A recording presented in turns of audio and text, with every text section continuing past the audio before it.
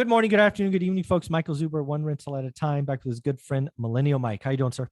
I'm doing good. Excited for round three. Yeah, so we have a topic that is getting a lot of clicks out in the universe. As usual, we will kind of put our special spin on it. Why don't you kind of lead the question? Sure. So, typically we try to avoid political subjects as they can be a little bit touchy. However, this one is interesting because it is directly related to real estate. And that's the problem of the political buzzword, income inequality. And how does that pertain to real estate? Well, you've probably noticed that there are a ton of headlines talking about the great wealth transfer or the wealth divide increasing. And it's impossible to actually know about real estate and not see this happening because inflation is causing the price and value of assets to go up, which means that the barrier to entry goes up, which means that if you already hold assets, you get richer. And if you don't hold assets, it becomes that much harder to break into the market. So, Mike, I wanted to hear what your thoughts are on a tough subject to talk about on this income inequality. Is it unfair for these new homeowners, potential investors? What can be done about it, and what do you think about it? Yeah, so let's start with the buzzword great wealth transfer. We'll kind of close on that area. So again, the beauty of what I've been doing for 30 years is I'm remarkably consistent. So it's really funny to watch this term, the greatest wealth transfer, because it started to come out about 5 or 6 years ago. And really what it originally highlighted was the baby boomers were getting older. They own everything. They're going to die and they're going to pass it on to their kids. That's what the greatest wealth transfer was originally. And oh, by the way, time is still undefeated. That is happening, and that will be the largest wealth transfer ever. Baby boomers dying, passing on to their kids. Fact, going to happen. It's starting to happen now, and we'll just grow into the future. People have taken that comment now and thrown it around this great reset nonsense and tried to take great reset with a boogeyman in Germany or whatever it is, Klaus, with the great wealth transfer boogeyman, and smash them together. That's just clickbait. I mean, if you're seeing anything in the world economy today, we are not getting closer together. This big, economic world forum it's a toy. It's a nuisance over here. To think you could get countries to agree on anything, and it's complete utter nonsense. We're deglobalizing, not globalizing. So I think all of that stuff is nonsense. It gets lots of clicks, lots of conspiracy series. People waste a lot of time and do nothing. So it's kind of, just sitting on the couch watching YouTube or Netflix. You're not doing anything. Folks, the time you spend on this nonsense, you're not getting back. It's not. Take care of you, take care of your family, whatever. Now, this whole income inequality, I think about this a lot because I'm lucky enough now to talk to multimillionaires almost every day for this channel, and they come back every day and they have playlists, which is amazing.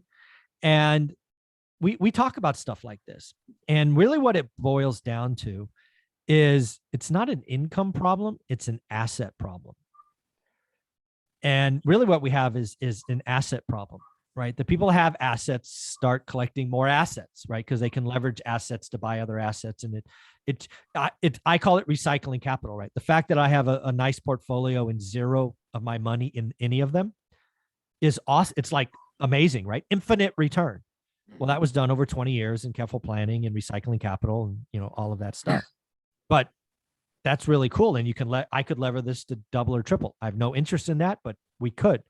But getting the first one, I think we need to change education. I actually believe that getting on the property ladder has never been easier. Now that's kind of a bold statement. Controversial. Yeah. Right, Mike. I mean, houses are at all-time highs. Interest rates are at all-time highs, and employers, greedy corporations aren't paying enough. How can you possibly say that? Well, again, it's not going to be the same way your parents or your grandparents did it, right? Your parents and grandparents saved money, lived below their means, did this or that, and eventually got a 30-year mortgage at whatever, right? Today, I believe house hacking is the cheat code to wealth.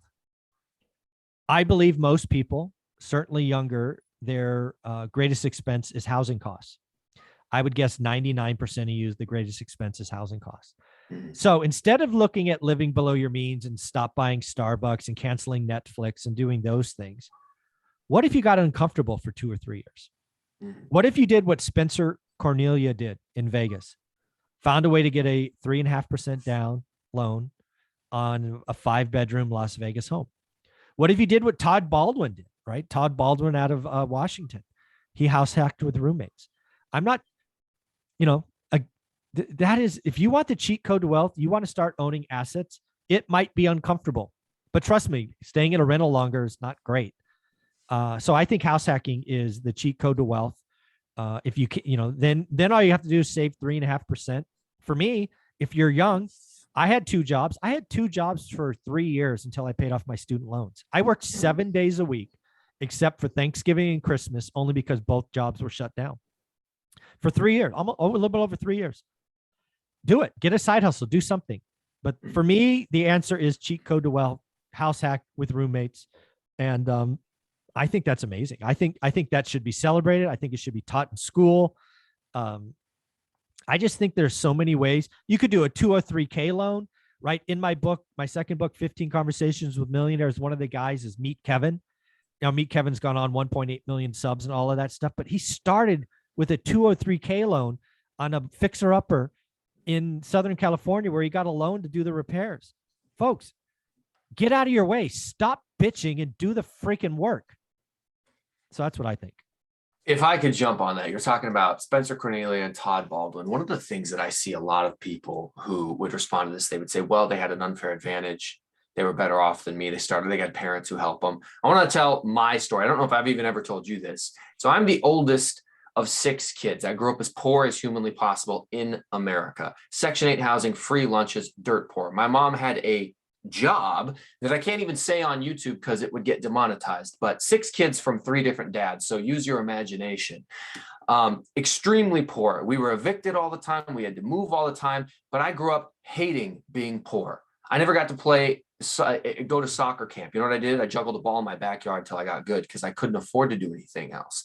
I disliked being poor so much that at the age of 8, I made my first budget. At the age of 10, I was pushing lawnmowers around to make money, mowing other people's yards, $5 a yard. Now, even for 1998, this was still undercharging, and I probably should have done a little more price discovery, but whatever.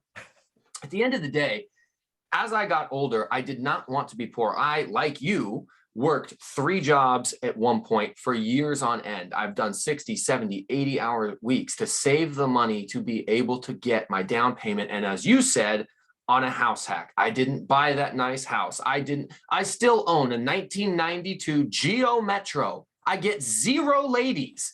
I own a 1999 Ford pickup truck. It's got a busted in front bumper that I haven't repaired. 0 ladies. That's just how it is. But if you are not willing to make the sacrifices, if you don't want it enough, then just say that. Because what you're doing is complaining. Yes, it's harder. It's different than what your parents did. You need to reframe the idea of the pathway to success in your own mind away from, 18 to 22, I go to college, get a degree, I get a good job with a pension, and that's it. No, you probably need to move jobs over and over and over again to get raises. You need to save a bunch of money, not buy nice cars. Then instead of buying that house for yourself, you buy a house with the intention of putting roommates in it, or you buy a duplex like I did, have someone next door, and then get roommates. Then you save and save and save, and you buy new rentals. The American dream, or the pathway to the American dream, has changed. So stop holding on to what used to be, grow up, and be brave enough to try something new. That's the history of our country. People got on wooden ships that were tiny, sailed across crazy waves through the storms, lost half the population of the ship. Children died just to land in this country where they didn't know anybody. You didn't even know how to get food. And you're telling me you can't figure out how to work 2 jobs, make a little bit of extra money, and save?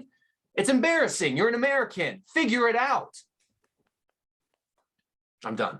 We're going to end the video right there because I cannot imagine a better place. Go look them up. Millennial Mike, YouTube, Instagram. Thanks, buddy. Thank you.